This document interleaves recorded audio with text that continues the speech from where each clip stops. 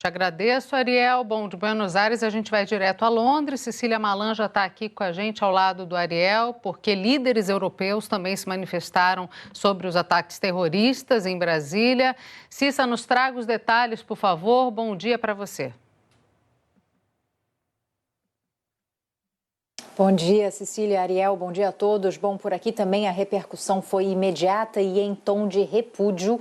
O assalto à democracia brasileira estampa as capas de alguns dos principais jornais europeus. Muitos criaram páginas com atualizações ao vivo e traçaram paralelos com a invasão do Congresso americano em janeiro de 2021.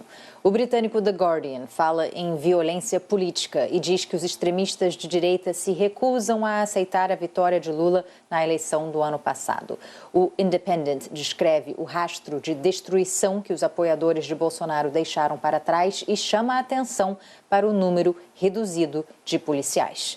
O primeiro-ministro britânico Rishi Sunak condenou a tentativa de minar a transferência pacífica de poder. E a rede BBC citou o pronunciamento do presidente Lula, que pede a punição dos invasores das sedes dos três poderes. No francês Le Monde, um relato do caos e da depredação do patrimônio público. O jornal explica como a camisa amarela da seleção brasileira foi apropriada pelos bolsonaristas.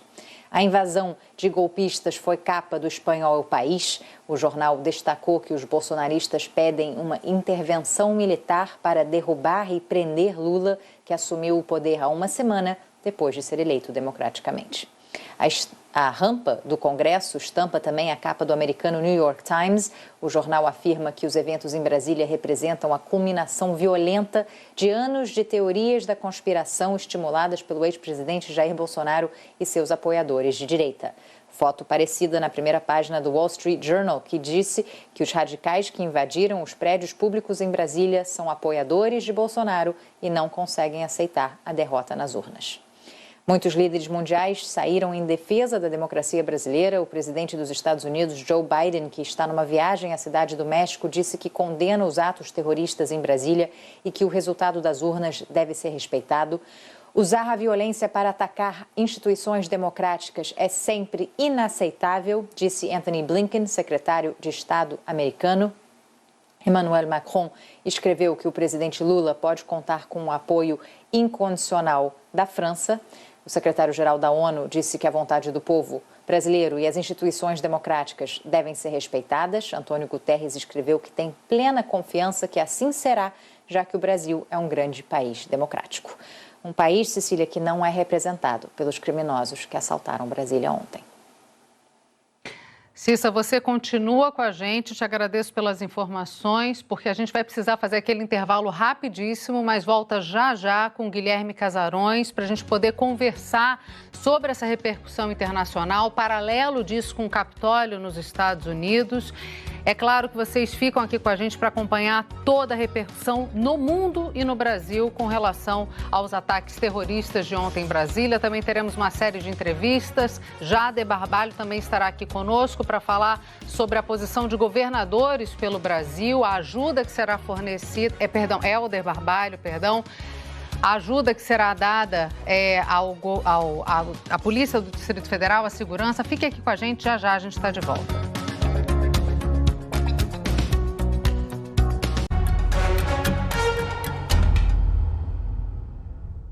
6h52, em ponto de volta com a repercussão internacional dos ataques terroristas em Brasília. Para falar sobre esse assunto, a gente recebe aqui o professor Guilherme Casarões, cientista político, professor de Relações Internacionais na Fundação Getúlio Vargas. Cecília Malan participa comigo da entrevista. Casarões, muito obrigada por estar aqui conosco. Queria lhe fazer a seguinte pergunta. Muitas pessoas, claro, fazem um paralelo com a invasão ao Capitólio no dia 6 de janeiro. No entanto, muita gente também avalia que é algo pior. A Ariel lembrou, não há precedente de ataque às sedes das três forças, dos três poderes, executivo, legislativo e judiciário ao mesmo tempo, com tamanha destruição. Como é que você avalia essa comparação? Bom dia, Cecília. Bom dia, Cecília, direto de Londres. Eu estou estarrecido até agora, né, de ver o que se desenrolou ontem. De fato, eu concordo que existe aí muito claramente uma inspiração trumpista, isso me parece muito patente a partir do momento em que a gente olha o modus operandi do bolsonarismo, que sempre emulou o trumpismo, sempre reproduziu as suas teorias conspiratórias, seus jargões, as suas táticas políticas, né? Há conexões muito claras entre o bolsonarismo e o trumpismo, inclusive pelas redes sociais. Então, nada disso surpreende se a gente olhasse para a evolução do trumpismo e esperasse que no bolsonarismo ia acontecer mais ou menos a mesma coisa.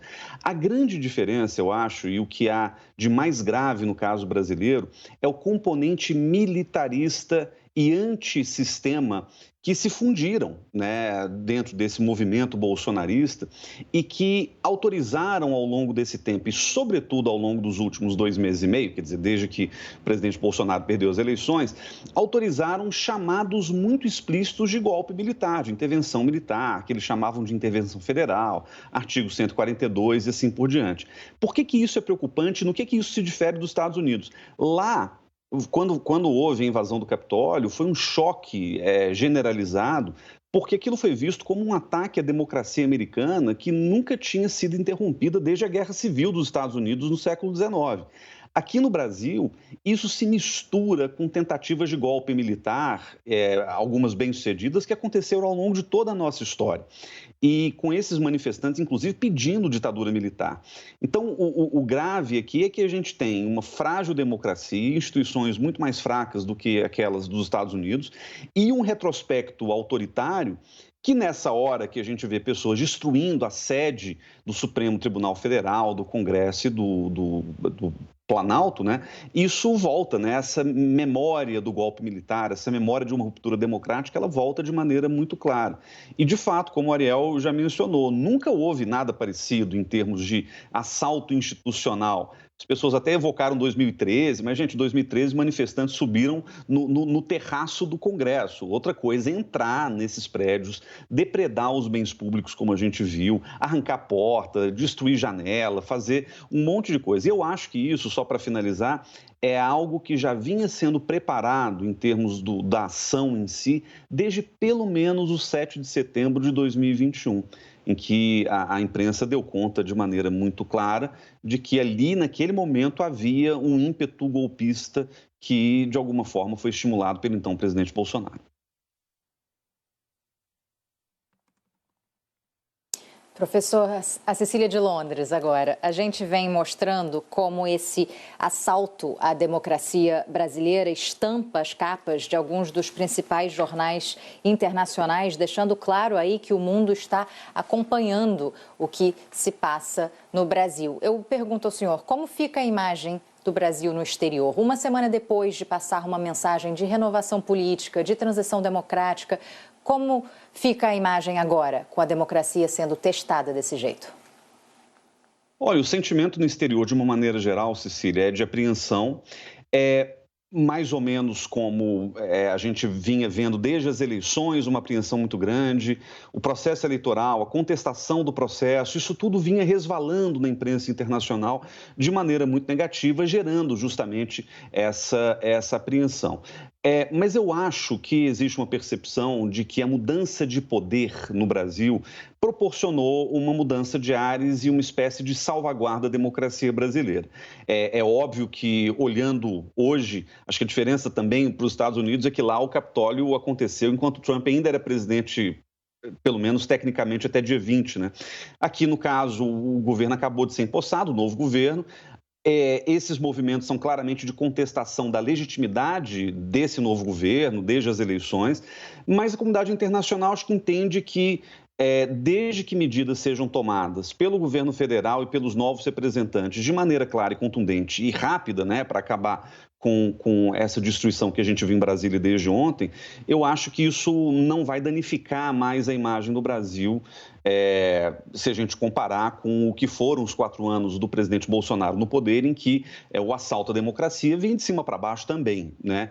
Então, nesse caso, não existe mais esse componente. E há uma rejeição muito clara e rápida por parte das lideranças internacionais, não só da imprensa, mas a gente vê, por exemplo, primeiro-ministro e presidente de Portugal se posicionando claramente em defesa da democracia no Brasil, o presidente Joe Biden nos Estados Unidos, vários primeiros ministros europeus. Quer dizer, há um movimento quase que concertado. Claro que não é concertado no sentido específico, mas quase que um movimento conjunto de lideranças internacionais em repúdio ao que aconteceu, para demonstrar solidariedade ao novo governo e apoio à democracia brasileira no médio e longo prazo.